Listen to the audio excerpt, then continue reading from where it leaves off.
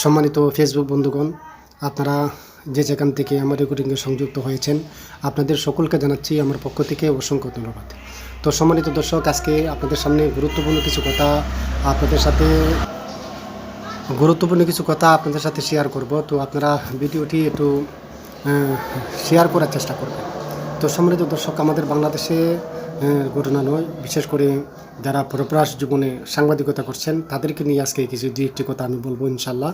তো আপনারা ভিডিওটি শুরু থেকে নিয়ে শেষ পর্যন্ত দেখবেন, এরপরে আপনাদের মন্তব্য কমেন্ট বক্সে লিখে জানাবেন।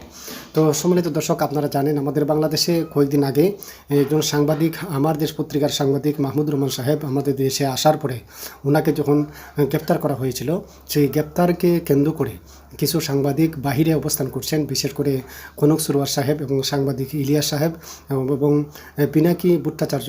তো এই তিনজন মাহমুদুর রহমান সাহেবের পক্ষ নিয়ে কিছু কথাবার্তা বলেছিলেন লাইভে।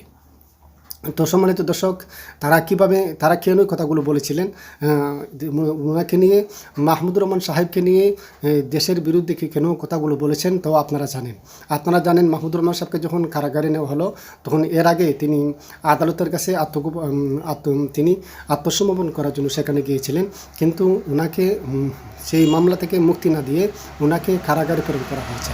তো সম্মানিত দর্শক, বাংলাদেশে স্বাধীন হওয়ার পরে যদি অবৈধ শেখ হাসিনার মামলাকৃত আসামি যদি গ্রেপ্তার হতে পারে, তাহলে আমাদের দেশে কেন এই স্বৈরা শাসকের এখন পর্যন্ত শাসন রেখেছে, এ বিষয়ে তিনি কিছু কথাবার্তা বলেছিলেন।